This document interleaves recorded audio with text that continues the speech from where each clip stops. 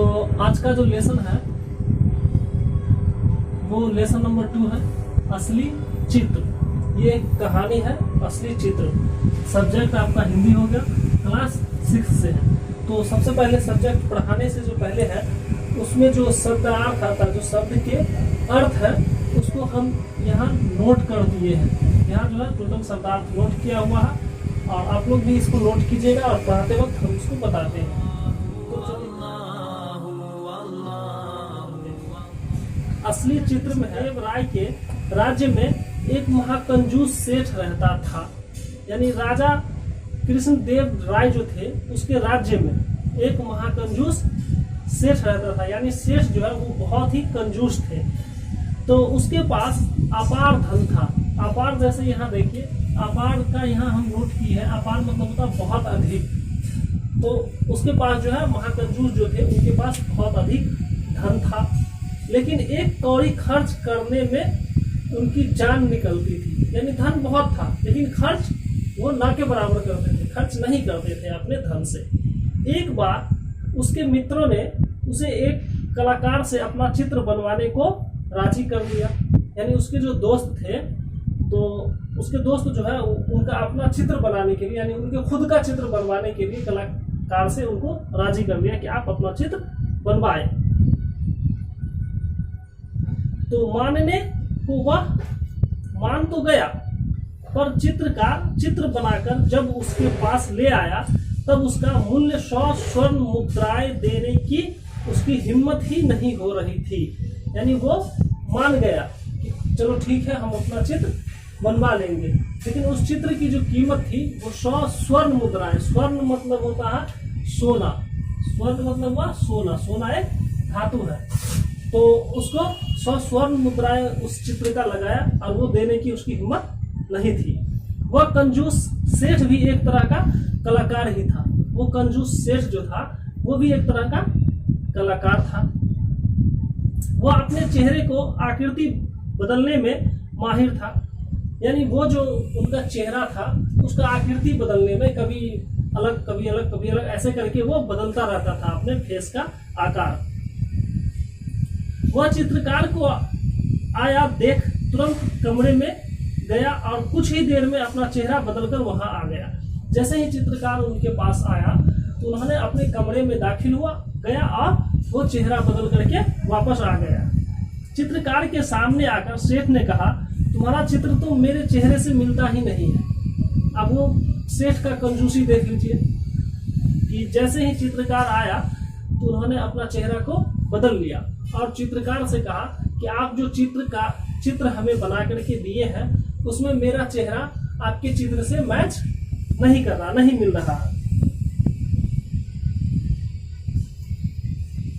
फिर यह मेरे किस काम का? अगर मेरा चेहरा ही नहीं मिल रहा है तो यह मेरे कोई काम का नहीं है।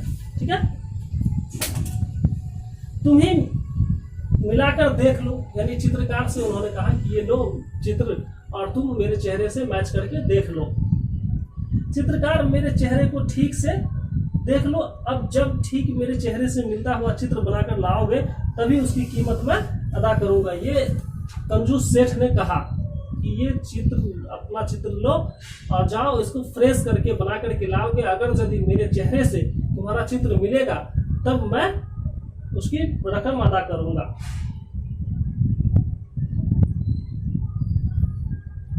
चित्रकार निराश हो चला गया। यानी चित्रकार जो है निराश होकर के चला गया। यानी निराश मतलब उदास हुआ और वहां से चला गया। दूसरे दिन चित्रकार एक नया चित्र बनाकर लाया। फिर उन्होंने दूसरे दिन जो है उनका कंजूस सेठ का एक नया चित्र बना करके और उनके दरबार में आया,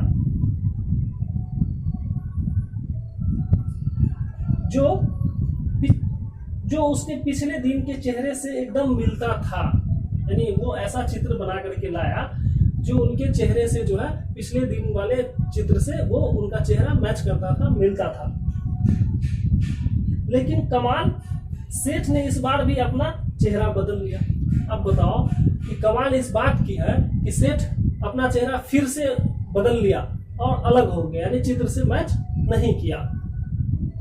चित्रकार ने चित्र मिलाकर देखा तो और भी भौचक रह गया। अब भौचक मतलब यहाँ देखो लिखे हुए, भौचक मतलब आश्चर्य, यानी वो आश्चर्य हो गया कि ये क्या हुआ, हम तो सही चित्र बना करके लाए थे, यहाँ मैच क्यों नहीं हो रहा, क्यों नहीं मिल रहा है। चित्रकार ने चित्र मिलाकर देखा और भौचक रह गया। चेहरा चित्र से न मिलता था, जो न मिला, चित्रकार मारे शर्म के पानी पानी हो गया।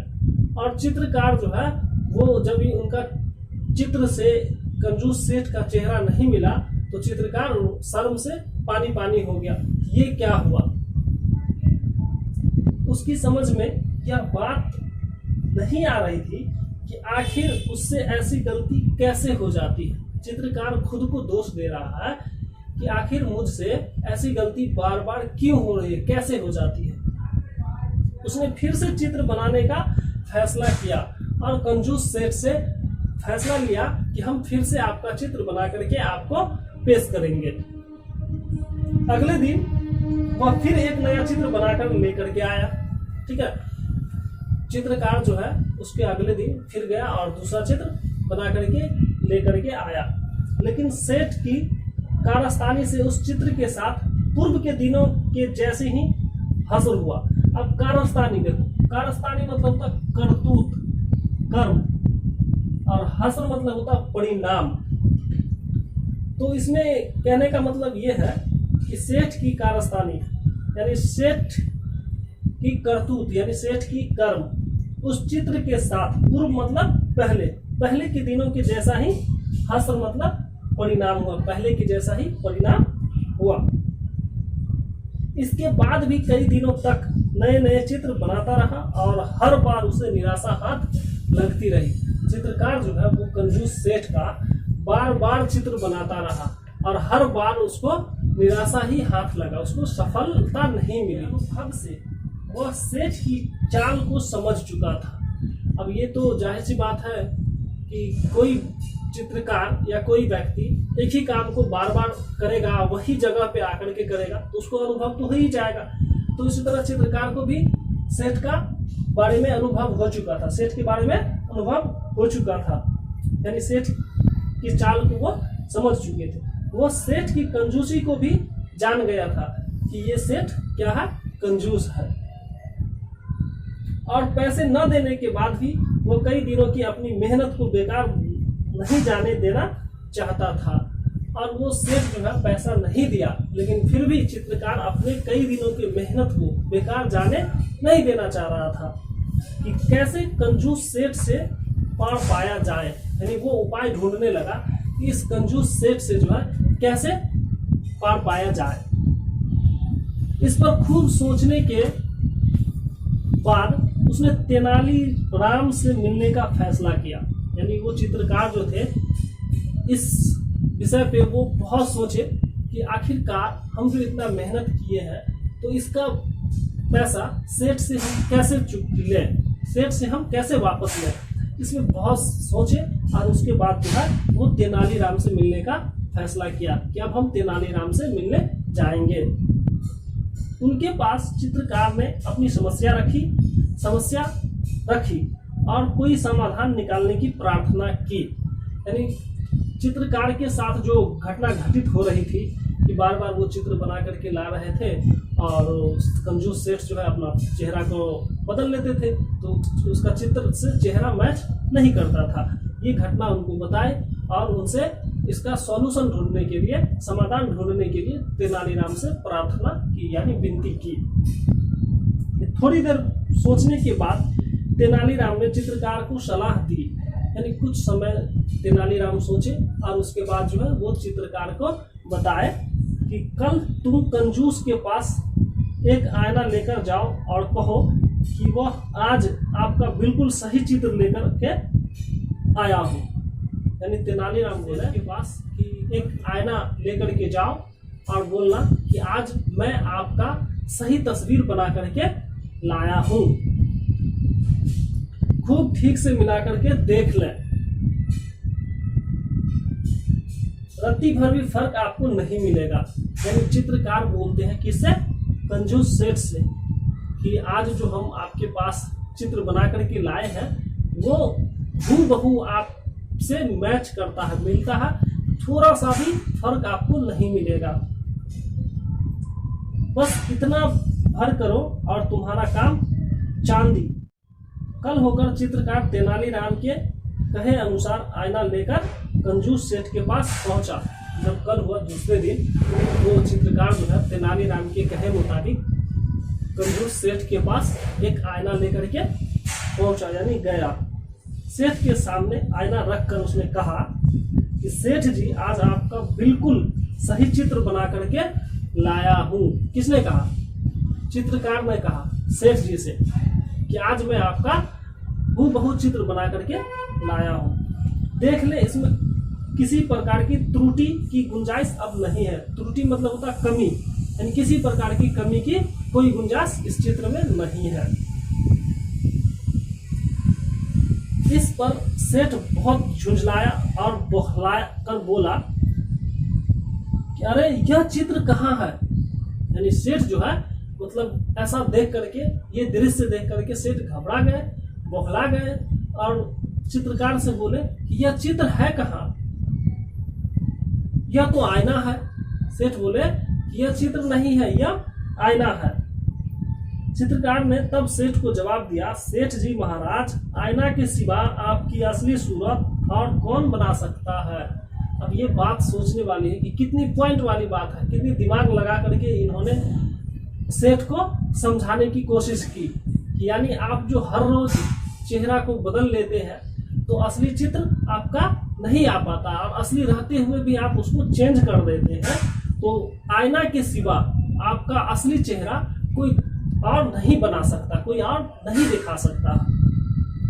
बस जल्दी से मेरे चित्रों की कीमत 1000 स्वर्ण मुद्राएं निकालें। तो स्वर्ण के बारे में हम बताए थे, स्वर्ण मतलब होता है सोना, यानी सोना एक प्रकार का धातु है, और मुद्रा होता है पैसा। यानी 1000 स्वर्ण मुद्रा मुझे अपने काम की मिलनी चाहिए और मुझे दीजिए, ठीक है। अब सेठ समझ गया था कि यह बुद्धि और सूझबूझ तेनालीराम की ही हो सकती है, और ये कंजूस सेठ जो है ये समझ चुका था कि इतना दिमाग सिर्फ तेनालीराम ही इनको दे सकता और दूसरा कोई नहीं दे सकता। उसने बिना देर किए 1000 स्वर्ण मुद्राएं निकालकर चित्रकार के हवाले कर दी, और ये सोच करके उन्होंने 1000 स्वर्ण मुद्राएं यानी 1000 सोने के सिक्के जो है वो किसको दिए? चित्रकार को। कौन दिए? सेठ जी, कंजूस सेठ जो थे वो चित्रकार को 1000 मुद्राएं दिए। अगले दिन तेनालीराम ने इस घटना की खबर राजा कृष्ण देव राय को दी तो वह हंसते हंसते लोटपोट हो गए। यानी ये जो घटना हुई सेठ के साथ और चित्रकार के साथ, ये बात सारी बातें कि बताया राजा, तो राजा बहुत हंसे और हंसते हंसते वो लोटपोट हो गए। ये आपका बस यही तक है, खत्म हो चुका है। और इसमें जो है यहाँ हम सारा शब्दार्थ नोट कर दिए, एक बार हम फिर से रिपीट कर देते हैं, आप लोग सुने इसे। शब्दार्थ का मतलब होता है शब्दों का अर्थ। अपार मतलब होता है बहुत अधिक। स्वर्ण मतलब होता है सोना, यानी धातु। सोना वो सोने वाला नहीं, सोना एक धातु है। वाचक मतलब होता है आश्चर्य, यानी कोई काम को यानी किसी चीज को ऑटोमेटिक सुनने से आदमी आश्चर्य हो जाता है, आश्चर्य करता है। हास्य मतलब होता है परिणाम। राजी, राजी मतलब होता है मानना, यानी कोई चीज को स्वीकार कर लेना, मान लेना। और कार्यस्थानी, कार्यस्थानी का मतलब होता है करतूत या कर्म। कर्तूत कर्म बोलते हैं।